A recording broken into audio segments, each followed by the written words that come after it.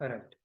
So, thematic apperception test means why this particular test it is used. Uh, it is considered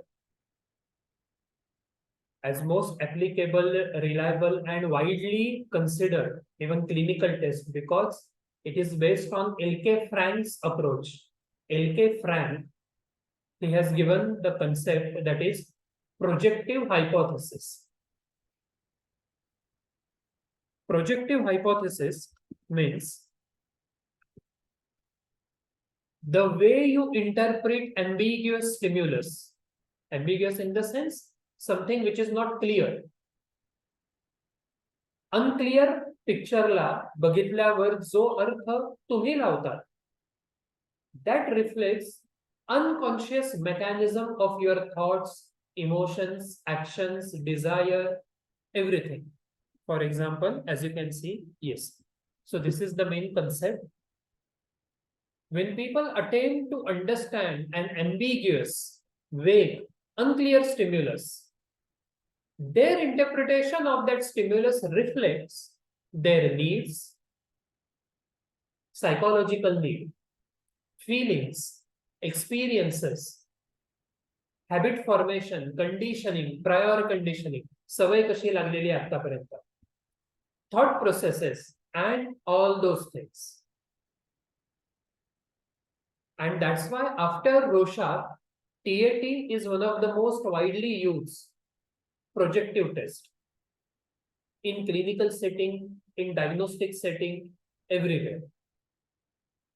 Basically, now for example, आता हे जे card आहे यातलं first, if we see,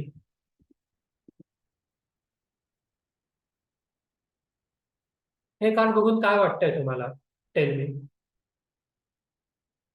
You can just refer the three main points, that is what has happened, what is happening, and what will happen in future in this story.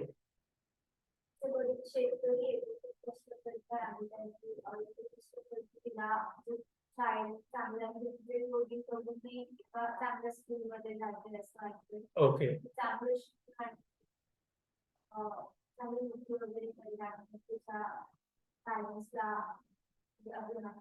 Right right okay. एक student एम ला होता, तो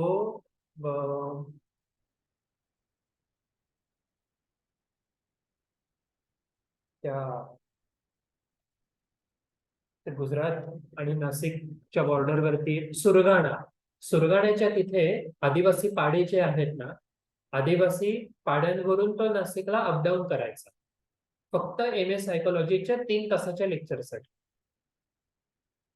त्या बॅचला जेव्हा हे TAT शिकवत होतो तेव्हा हे कार्ड असं दाखवल्यावरती त्या मुलाने पटकन सांगितलं की सर, त्या मुलीचे आई वडील खूप मेहनत करतायत, शेतीमध्ये जी मेहनत असते, आता ते पीक नांगरलंय त्यांनी तिथे सगळं, ती पेरणी वगैरे अशी केलेली आहे, वडील मेहनत करतायत, आई त्या पावसाकडे आस लावून बसलेली आहे की पाऊस कधी पडेल, आणि ती आई असा विचार करतेय की मग आपल्याला पीक एकूण चांगलं कसं येईल, मग आपल्याला चांगले पैसे मिळतील वगैरे.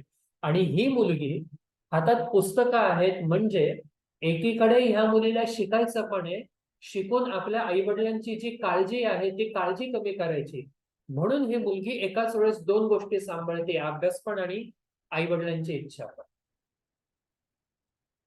म्हणजे आता जे आपण एल.के. फ्रँकचं हायपोथेसिस बघितलं, the way you interpret that reflects your needs. It may be psychological, it may be physiological.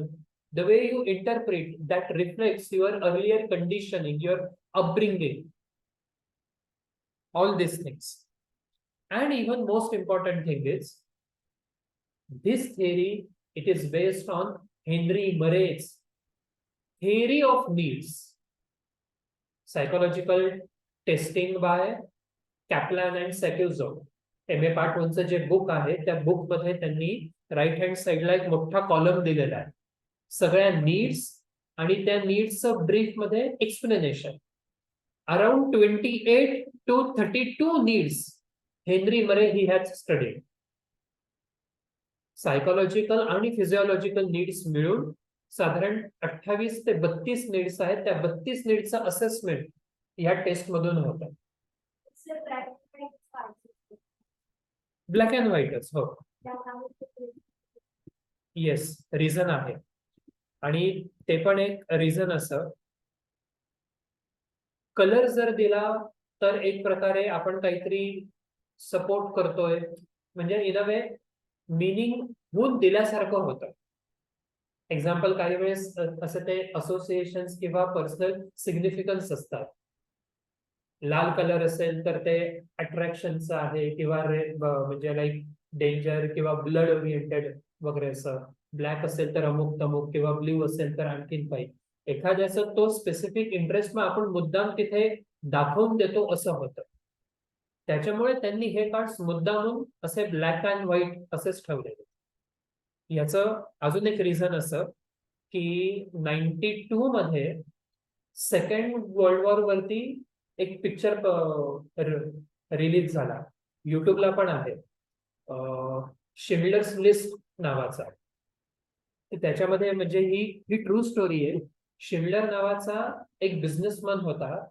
त्यांनी ऍक्च्युली चुकीच्या पद्धतीने बिझनेस करून, म्हणजे स्वतःच्या फॅक्टरीमध्ये त्याला वर्कर्स हवे होते म्हणून हिटलरच्या काही ऑफिसर्सला त्यांनी ब्राईब दिली आणि काही ज्यू लोकांना त्यांनी स्वतःकडे वाचवून घेतलं. पण जेव्हा ते सगळं, हे सेकंड वर्ल्ड वॉर संपतं आणि मग ते एकूण सगळं हळूहळू लोकांना रिअलाइज होतं की अशी किती लोक मारली गेली वगैरे, मग तेव्हा त्या माणसाला अजून जाणवतं की मी जर माझा पोट विकला असता, अजून 5 माणसांना मी वाचवू शकलो असतो. हातातली अंगठी मी जर एखाद्या ऑफिसरला अशी लाच म्हणून दिली असती तर अजून 2 माणसं. तर त्या मूवीमध्ये ऍक्च्युली ते सगळं ब्लड वगैरे सगळं असं दाखवलंय. म्हणून तेव्हा सेन्सॉरने त्यांना असं सांगितलं की तुम्ही जर हे ऍक्च्युली असं कलर मध्ये दाखवलं, खूप व्हायलन्स तो रिफ्लेक्ट होतो. सो त्याच्यामुळे ही मूवी तुम्ही त्या काळातली आहे तर त्या ब्लॅक अँड व्हाईटच दाखवा. म्हणून त्या कलरच्या मागे सुद्धा आपलं एक रेफरन्स किंवा काहीतरी एक आयडिया मुद्दाम मग तिथे रिफ्लेक्ट होऊ शकते. ती होऊ नये म्हणून, in short, it should be like a neutral. म्हणून त्या ब्लॅक अँड व्हाईट पिक्चर्स. रोशाक मध्ये सुद्धा ब्लॅक अँड व्हाईट आहे. फक्त 3 पिक्चर्स किंवा 3 कार्ड्स असे आहेत की ते पेस्टल कलर मध्ये आहेत. फक्त रेड असं नाही, मिक्स आहेत काही कलर. सीएटीचे पण कार्ड्स हे असे ब्लॅक अँड व्हाईट मध्येच आहेत. तेवढे reason. In total there are 30 cards or pictures with particular variations they use. So म्हणून असं म्हणतात की आहे ते 30 but actually they use 20. Combination like for, नाही, म्हणजे चिल्ड्रन, एक्झाम्पल, लहान मुलांसाठी 1 ते 16 कार्ड्स असतील, अडॉलिसन्स साठी 5 ते 20 असतील, अडल्ट साठी साधारण 8 ते 30 वाले कार्ड असतील. Number of cards in short. Like जसं आपण डिस्कस केलं होतं याला, Bender visual motor gestalt taste.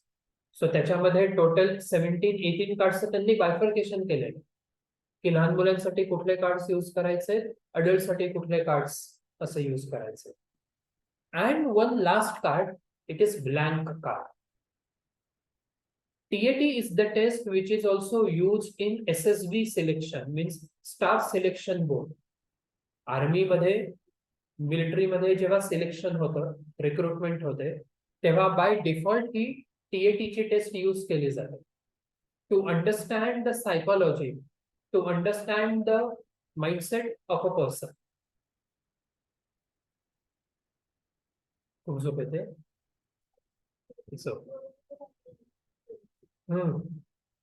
Okay.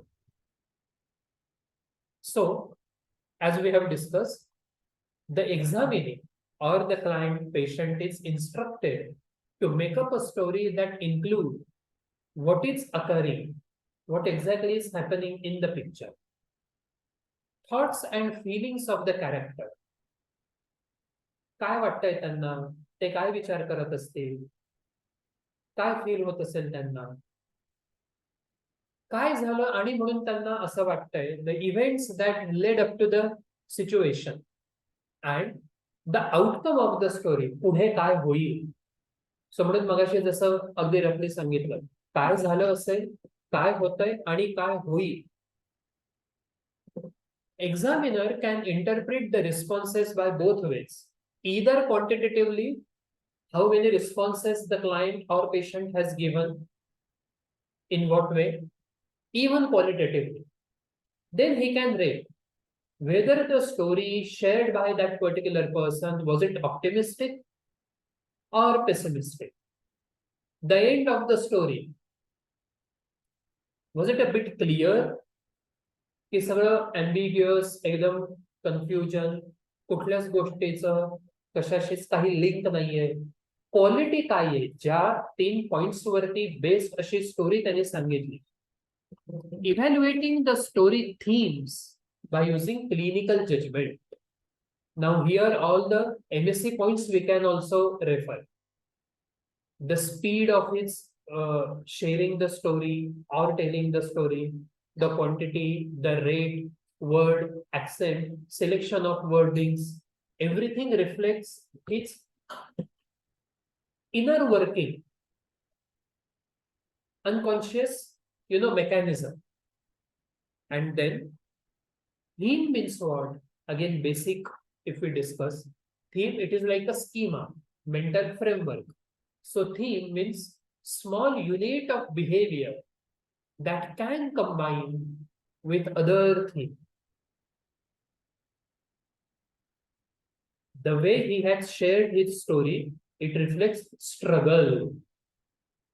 The way he had shared, so that reflects miscommunication. The way he has shared, so that reflects seeking love.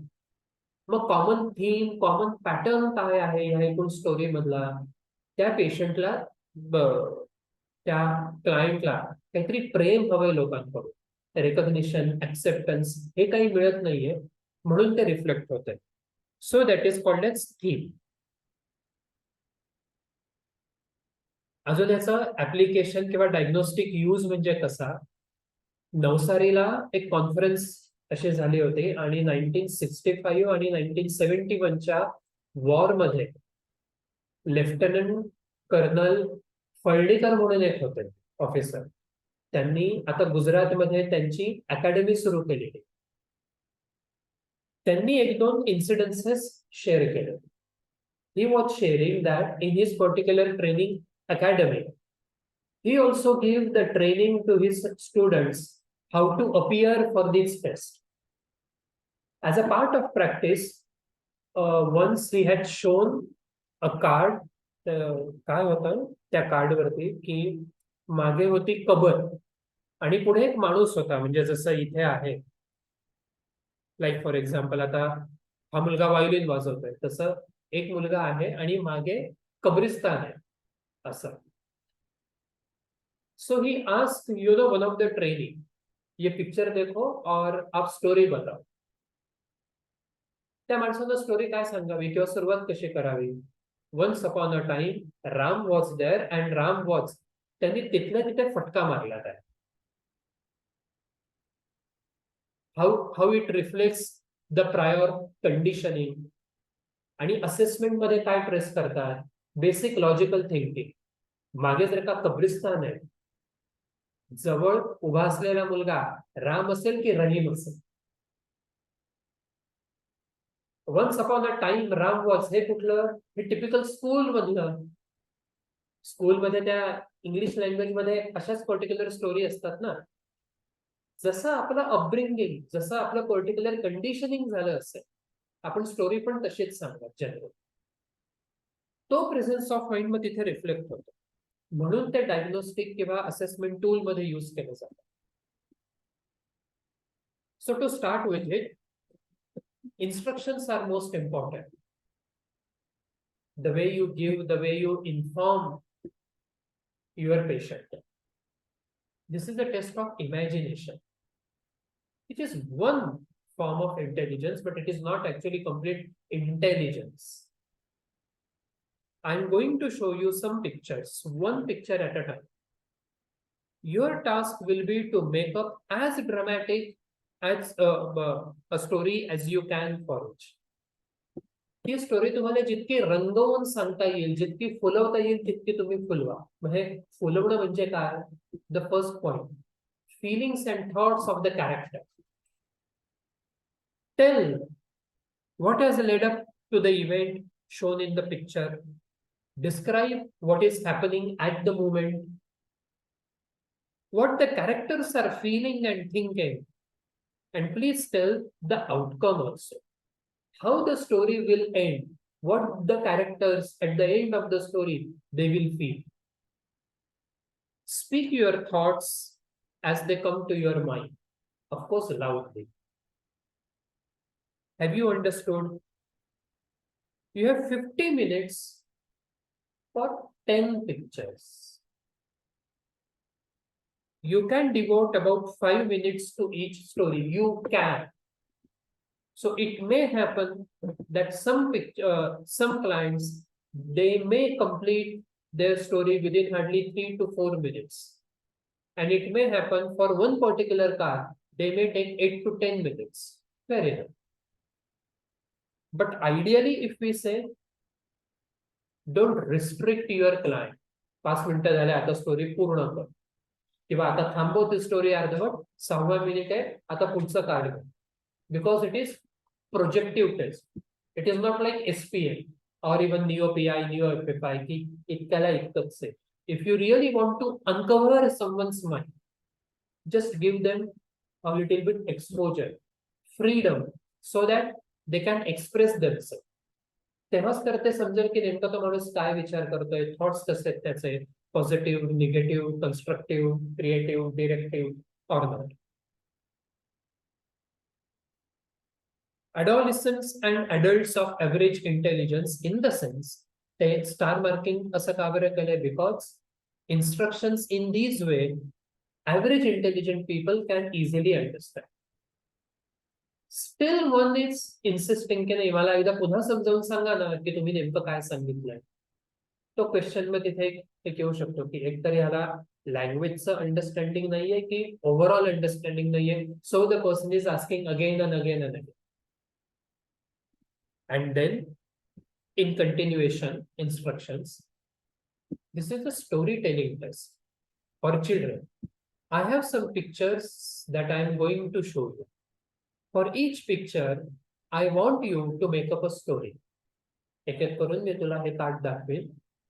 ते card बघून तुला जसं ती स्टोरी सांगाविषयी वाटेल, सुचेल, तू तसं सांग.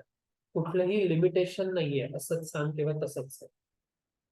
Tell what is happening before and what is happening now.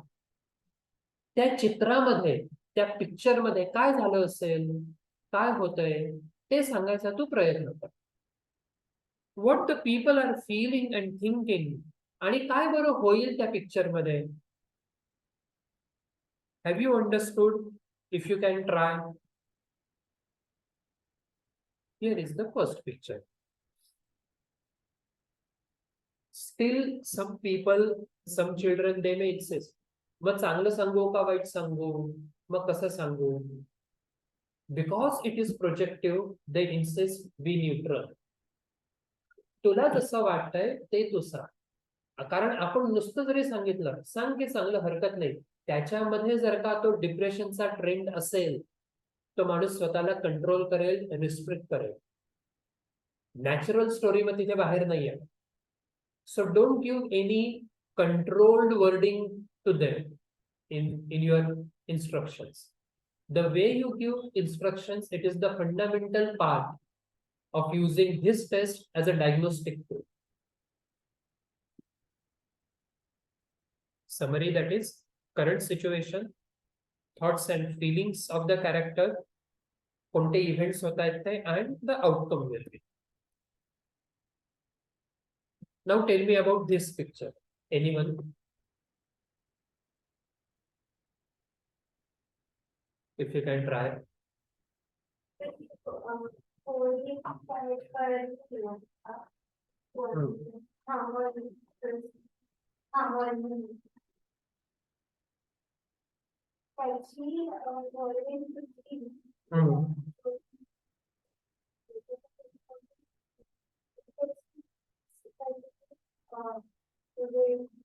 Programme आहे की सगळं छोट्या क्लासला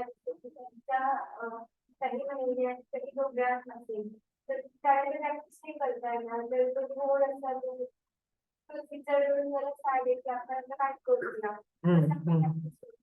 प्रोग्राम ओके बरं fair enough it can be. मग काय करेल तो त्याच्यावर outcome of the story will be.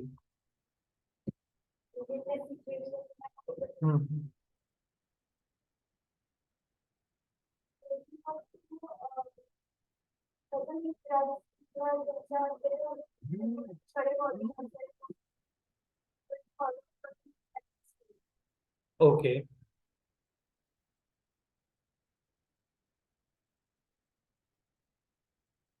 वाचायच्या आधी एकदा हे रिवाइज करते किंवा कसं त्याला ते काय असतात म्हणजे माहिती रिवाज करते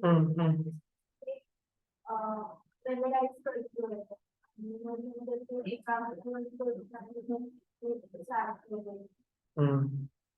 ओके पॉसिबल. एक ने कहा था कि सर अभी शाम का वक्त है, उसे बजाना है वायलिन, लेकिन उसकी माँ कह रही है कि तू वो रख दे और पहले पढ़ाई कर. तो अभी उसे बजाना तो है, लेकिन क्योंकि माँ फोर्स कर रही है तो वो ये अभी रख देगा बाजू में. पहले वो फोर्सफुली तो सही, लेकिन अपनी पढ़ाई करेगा, उसके बाद वो बजाएगा. Another one has in the class he said कि so he's actually he's memorizing these notes. काय वाजवायचं आहे ह्याच्यावरती तो विचार करतोय, आठवतोय. त्याचे ते म्युझिकल नोट्स असतात. आता पहिलं काय वाजवायचं, मग आपण दुसरं काय वाजवायचं, ह्याचं तो प्लॅनिंग करतोय, आता रियाज करतोय मनातल्या मनात. तो झाल्यावरती तो चांगल्या तयारीनं मस्त कॉन्फिडेंटली तो ते व्हायलिन वाजवेल.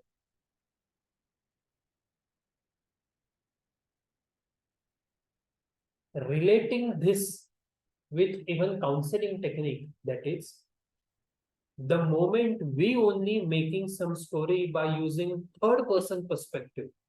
तो मुलगा, त्याला असं वाटतंय, तो असं करेल, त्याला वाईट वाटलं किंवा त्याला छान वाटलं. This is called as alternative frame of reference. For the time being, we are getting separated from our issue and we are seeing this story with some distinct approach. Generally, so the description of this particular card is boy is sitting at a table, looking at a violin placed on the table in front of it, just neutral. आता ते विचारलं sir मला काय आहे ते कळत नाही, हे का ते, हे व्हायलिन आहे, that's it.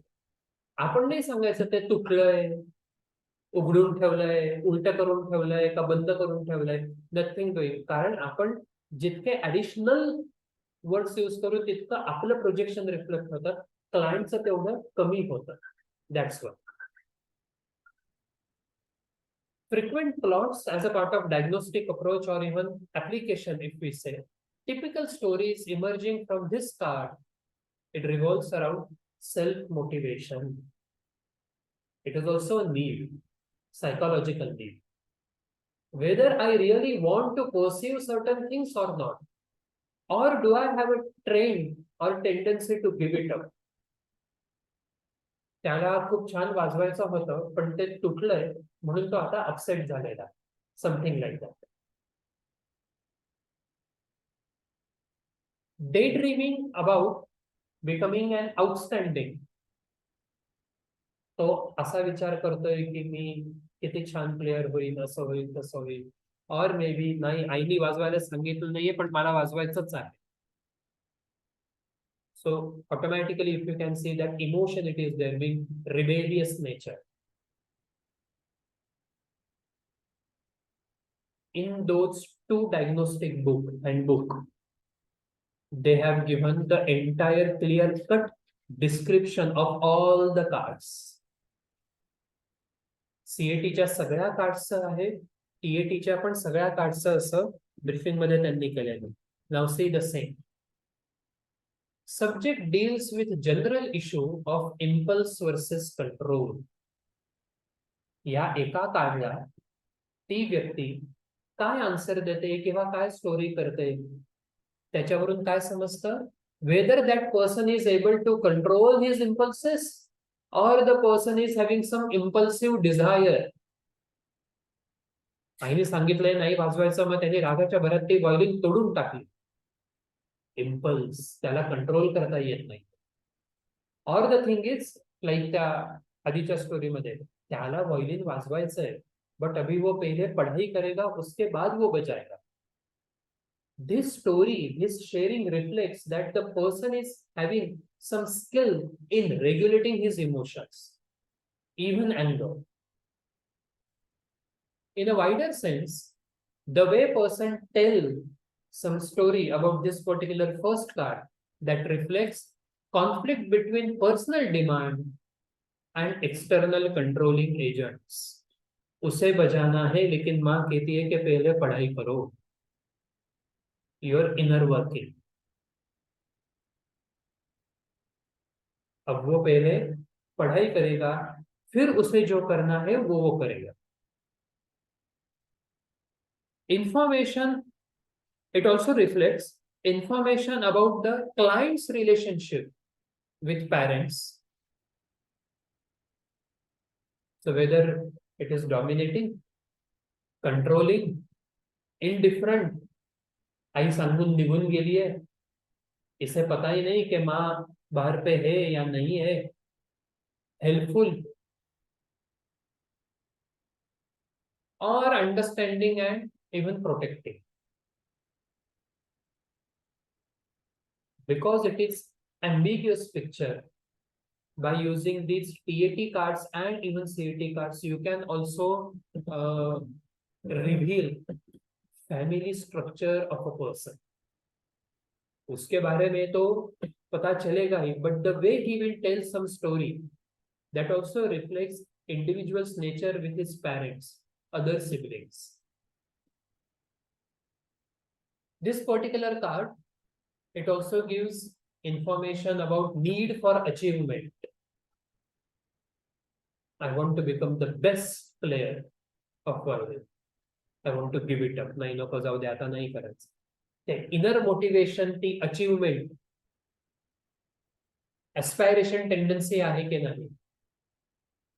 And important to consider how any expressed achievement is accomplished.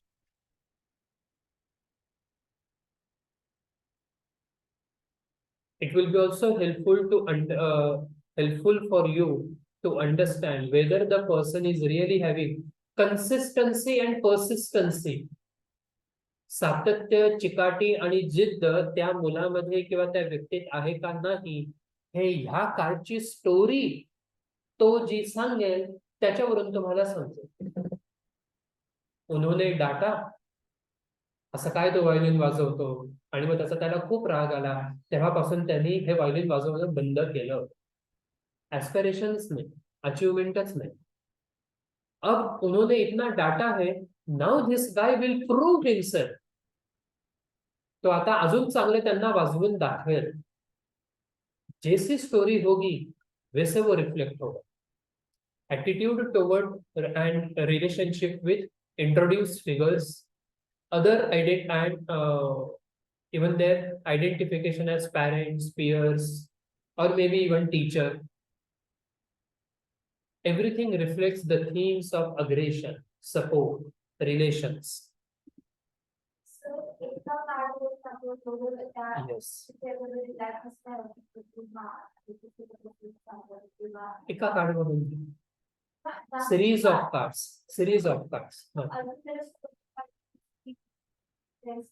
ते तर आहेच ना, ते तर सगळ्याला थंब रूल आहे, सगळ्या स्पेसला आहे. DOPI ला पण आहे, MMPI ला पण आहे, आणि म्हणून तर MSc आहे त्याच्यामध्ये आधी.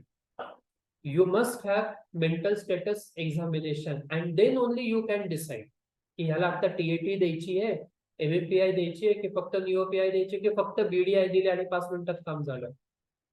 म्हणजे आपण ऑब्झर्वेशन करतोय, इंटरव्ह्यू घेतोय, बाकीचे पण इन्फॉर्मेशन किंवा केस हिस्ट्री घेतोय आणि प्लस 2-3 टेस्ट आपण घेतोय. आता पुन्हा याच्यामध्ये काय, are actual presence, of course it is mandatory. ती स्टोरी सांगतानाचे त्याचे टोन कसा आहे, त्याचा एक्सप्रेशन्स कसे आहेत, जेस्चर्स काय आहेत, कुठल्या वर्डवरती तो खूप भर देतोय, असा कुठला वर्ड आहे की तो सांगताना तो पॉज घेतोय किंवा अगदी हलक्यामध्ये तो एखादा वर्ड बोलून पटकन मोकळा होतोय. ह्या सगळ्याकडे as a diagnostician, as a clinical expert, we have to pay keen observation. Then only we can understand. But yes, it is widely use test. तेवढी त्याची, म्हणजे जरी प्रोजेक्टिव्ह टेस्ट असली तरी पण त्याची रिलायबिलिटी टेस्ट झालेली आहे, प्रूव्ह झाली तसं. म्हणून फक्त एक कार्ड नाही, साधारण 10 कार्ड. आणि मग पुन्हा याच्यामध्ये सी, हा हा पण मुद्दाम आता घेतो, the time taken for it. So that we have to note down 2 minutes, 3 minutes, 4 minutes, 6, or just within 1 minute. Time taken by the subject or patient, it reflects his attitude. अर्ध्या मिनिटामध्ये त्यांनी सांगितलं की याच्यामध्ये मला काही दिसत नाही आणि मला काही स्टोरी करायची नाही. This is what it is, denial approach. The patient or the client is not cooperative. एमएससीच्या रिपोर्टमध्ये तुम्ही मेन्शन करू शकता तसं. Recording, complete responses should be recorded with any noteworthy behavioral observation. किती वाईट वाटलं त्याला, एक्सप्लेनेशन आहे, आता काहीच नाही करणार तो. Explanation, pauses,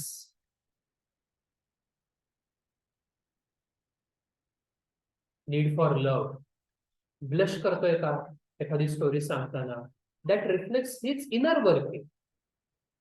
degree of involvement,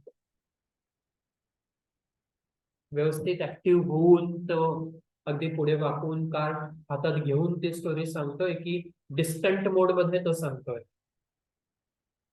changes in voice इन्फ्लिक्शन, आता जे आपण डिस्कस केलं, वी हॅव टू आस्क, हे कशावरून दिसलं, सांगता येईल का?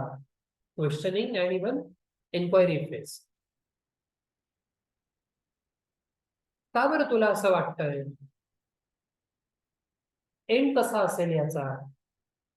Question, don't cross that, but just open up the person. Then only you will get appropriate result by using TAT test.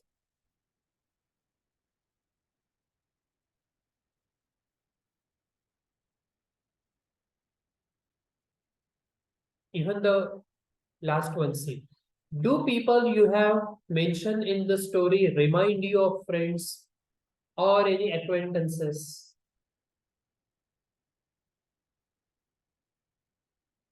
या स्टोरीमध्ये तुम्ही आता जे काही सांगितलं किंवा ज्या लोकांबद्दल तुम्ही आता मेन्शन केलं, इनके बारे में बातें करते वक्त आपको कुछ लोगों की याद आई क्या? Are you able to recall और associate these characters with any one of your real life characters, relatives, friend or so? Just open up the person. Correct, आपल्याला विचारायचंच आहे ते, तो आस्पेक्ट आहेच त्याच्यामध्ये. म्हणून हे दोन आस्पेक्ट म्हटले, questioning and enquiry.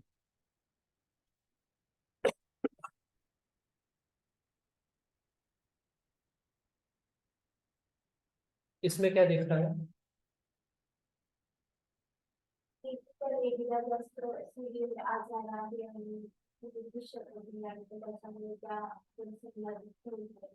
Okay,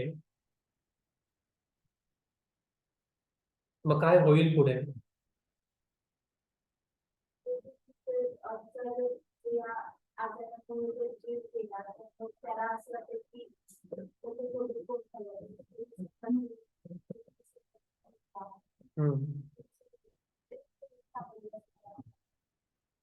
okay.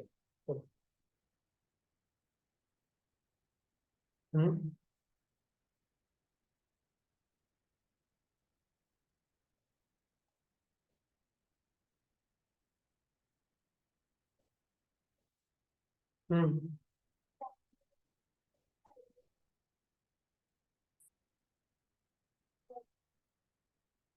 Okay. मग काय करेल पुढे तो आता?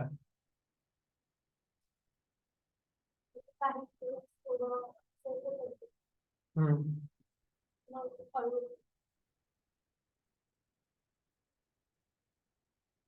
एका स्टुडंटनी एकदा सांगितलं होतं की दे हॅड इंटरकोर्स, या दोघांनी सेक्स केला, पण नंतर ह्या माणसाला असं वाटलं की आपण असं करायला नको होतं, त्याच्यामुळे त्याला ते गिल्ट आहे. आणि ती मात्र तिथे दबलेली आहे, किंवा जी गोष्ट आपण दोघांनी मिळून केली तरी आता ह्या माणसाला का बरं गिल्ट वाटतंय, हा विचार करून ती मुलगी तिकडे तोंड करून बसली, झोपली आहे, पडलेली आहे असं. मग आता तो पुन्हा हिच्याकडे कधीच फिरकणार नाही.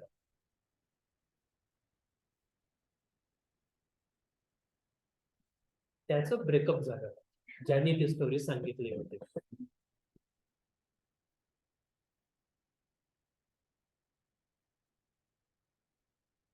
अँड अबाउट दिस थिंग,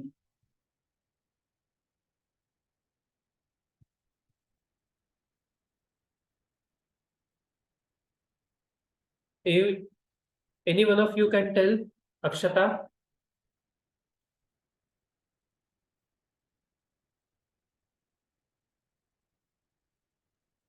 तर आय थिंक सो हे दोघं कपल आहेत आणि यांच्यामध्ये काहीतरी वाद झाला, त्याच्यामुळे तिचा हसबंड तिला सोडून जात असतो अँड ती त्याला अडवण्याचा प्रयत्न करते की तसं नको करू बरं. आणि मग पुढे काय होईल? म्हणून. मे बी हसबंड मेरा रागाच्या भरात तिला आणि ते घर सोडून निघून जाईल कायमचं. ओके. अजून एनीबडी एल्स?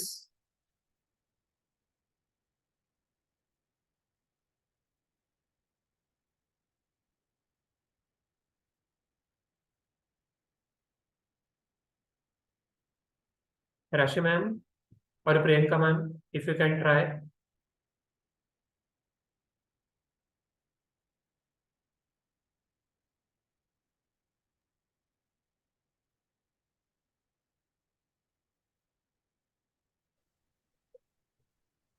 हॅलो. तर सेमच स्टोरी वाटते जसं अक्षदाने सांगितलं तसं. हो. येस. अरे सबका परसेप्शन एक.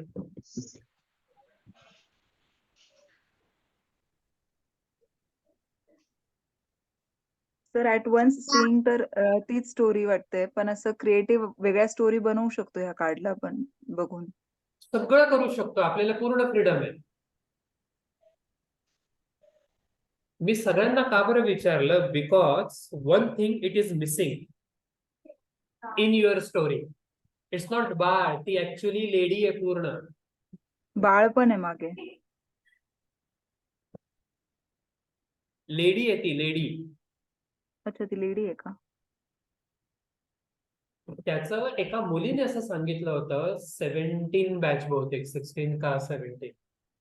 शी सेड की त्याच्या मनामध्ये ती आहे आणि ही ह्याला त्याच्याकडे जाण्यापासून अडवतीये.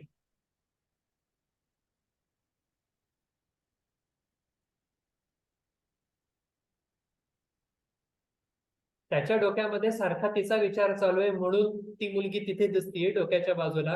डोळे पण तसे आहेत त्या साईडला. So this man is quite interested in that particular girl and partner she is forcing और शी इज स्टॉपिंग, की नाही तू तिच्याकडे नको जाऊ.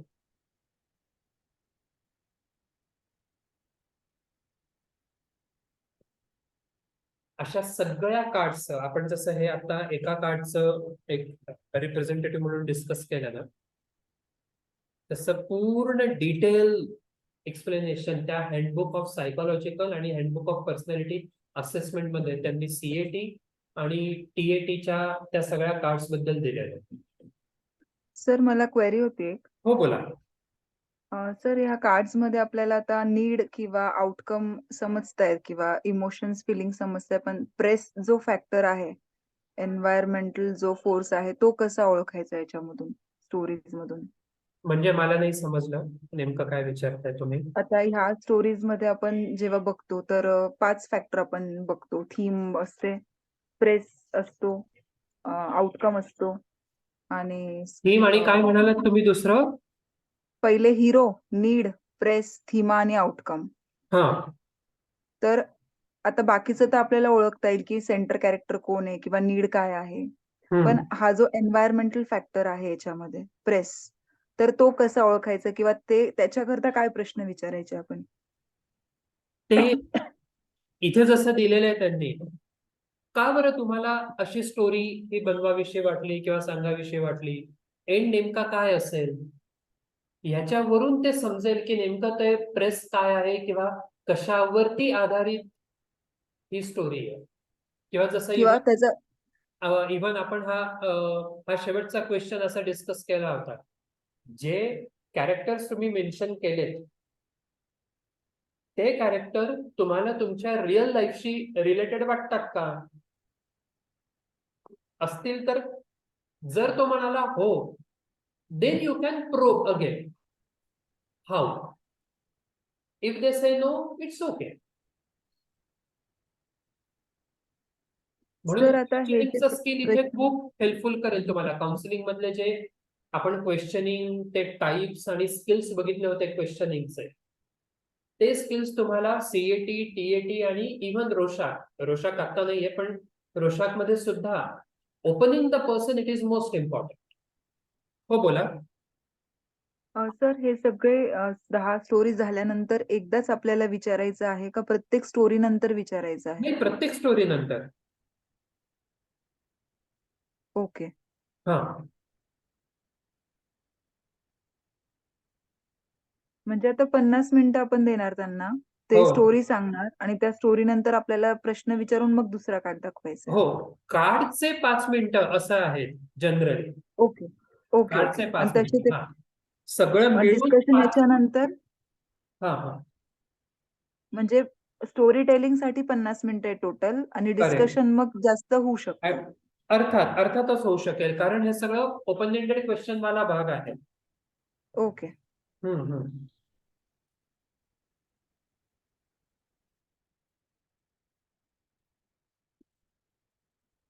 अँड लास्ट इम्पॉर्टंट थिंग, इथे तुम्हाला काय दिसतंय ते सांगा.